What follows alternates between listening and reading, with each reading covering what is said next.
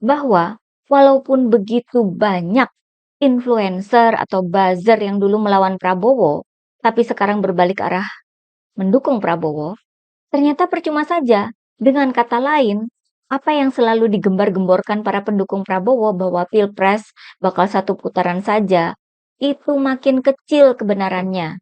Sekedar omong kosong saja. Di polling ILC saja keok.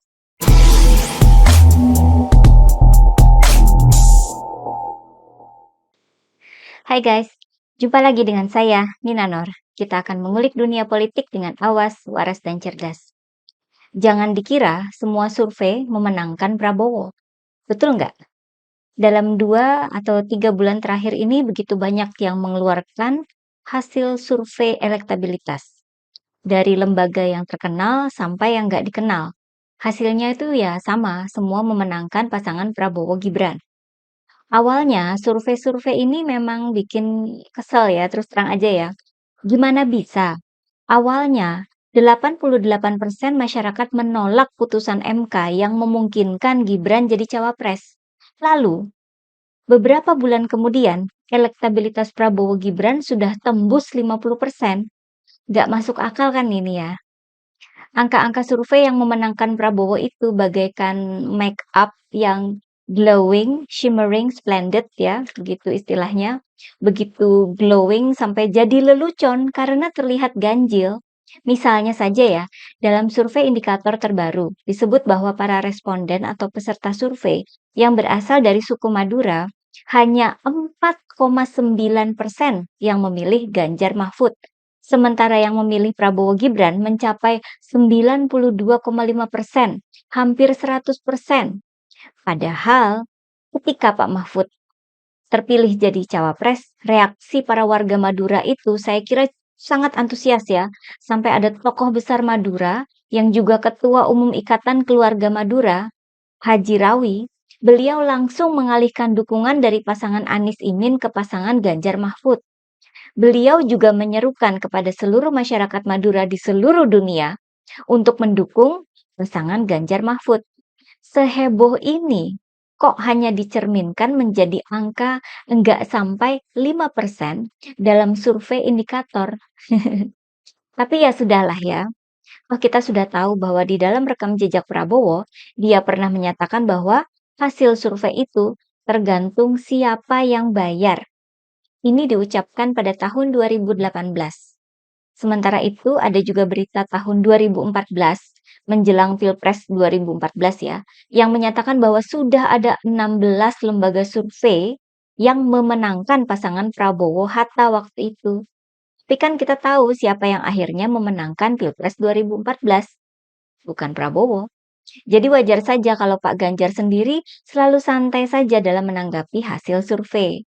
Mau yang angkanya hanya 20-an atau bahkan yang belasan persen saja, Pak Ganjar santai saja. Yang terlihat panik malah yang angkanya sudah mencapai 50%. Ya nggak sih? Gimana nggak panik? Sudah enak-enak survei-surveinya di angka 50%, tanpa susah-susah belusukan macam pasangan Ganjar Mahfud. Tiba-tiba ada survei dari lembaga asing dari Australia yang kredibel, yang malah memenangkan pasangan Ganjar Mahfud.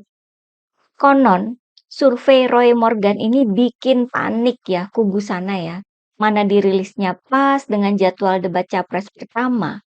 Ketika emosi Prabowo lepas kendali dan banyak blundernya. Gimana bisa mendiskreditkan lembaga survei Roy Morgan ini? Kubu Prabowo enggak punya cara yang paten untuk membantah hasil survei ini. Karena pada Pilpres 2019, hasil survei lembaga Roy Morgan dengan cukup akurat menggambarkan atau memprediksi kekalahan Prabowo. Ini rekam jejak yang tidak mungkin untuk dihapus atau dibelokkan ya. Akhirnya kubu Prabowo saya kira berharap banyak sekali dari hasil debat cawapres. Di mana seperti yang sudah kita lihat sendiri, diisi dengan banyak blunder juga dari Gibran. Termasuk ketika Gibran memainkan strategi bapaknya, menanyakan singkatan SGIE kepada Caimin, cara ini dinilai culas oleh publik. Ini terlihat dari hasil analisa data drone Emprit yang menyatakan bahwa soal SGIE malah memberikan sentimen negatif untuk Gibran mencapai angka 71%. Yang viral dari debat cawapres perdana bukannya berisi perdebatan para cawapres. Yang viral itu malah apa yang terjadi di belakang para cawapres, yakni video Prabowo menarik kerah Menteri Investasi Bahlil Lahadalia. Ini yang bikin repot tim Prabowo untuk mengklarifikasi di sana-sini. Gimana nggak repot klarifikasinya? Yang dicitrakan gemai-gemoy ternyata perangainya sekasar itu. Di depan publik pula kan? Isu tarik jaket ini sangat buruk ya untuk menutup tahun 2023 bagi kubu Prabowo. Cawapresnya begitu, capresnya begini.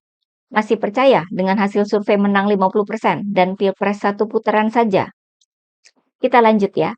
Pasca debat cawapres ada satu hal yang tersisa terkait survei, yakni ternyata ada beberapa survei yang dimenangkan Pak Mahfud, yang bisa jadi malah mencerminkan kondisi di lapangan yang sebenarnya. Pertama adalah hasil survei dari Litbang Kompas. Menurut survei Litbang Kompas, Pak Mahfud menjadi cawapres yang paling menguasai permasalahan yang didiskusikan dan cawapres yang paling lancar dan jelas dalam menjawab pertanyaan. Dengan kata lain, menurut survei Litbang Kompas, Pak Mahfud lah juaranya. Bukan hanya Litbang Kompas, stasiun televisi iNews juga menggelar polling setelah debat cawapres, yang hasilnya juga dimenangkan oleh Mahfud MD.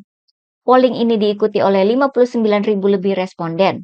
Hasilnya, 59% menilai Pak Mahfud sebagai cawapres yang paling bagus menjawab dalam debat. Sementara Gibran hanya mendapatkan angka 13%. Usai debat, cawapres nomor urut 3 Mahfud MD unggul dalam polling yang diselenggarakan oleh iNews TV. Polling ini diikuti oleh 59.373 responden.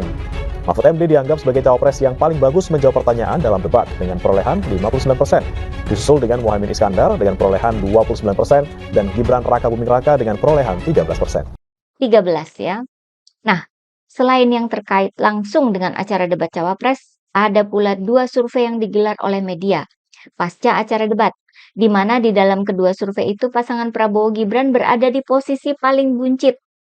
Pertama, yang digelar oleh acara Berita Liputan 6 dari SCTV.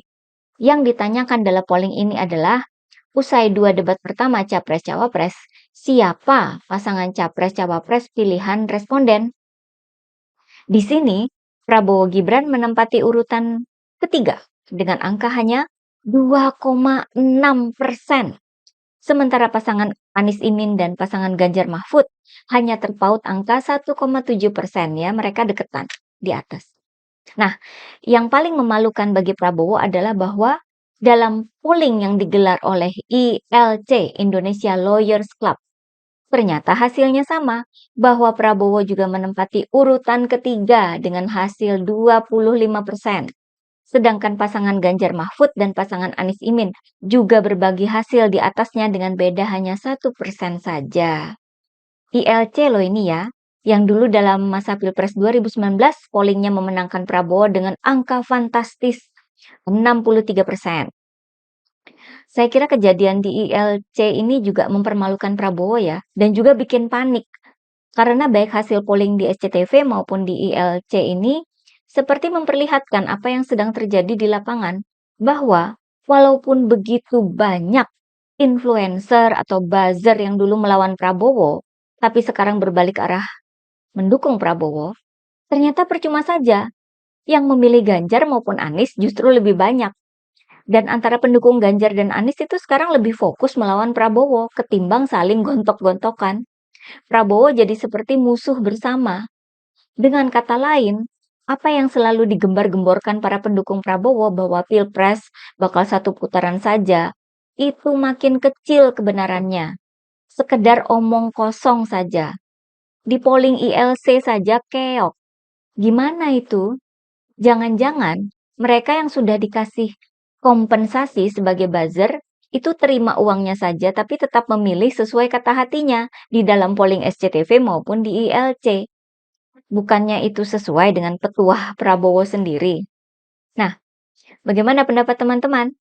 Sekian dulu dari saya. Tetap awas, waras dan cerdas ya. Begitulah, kura-kura.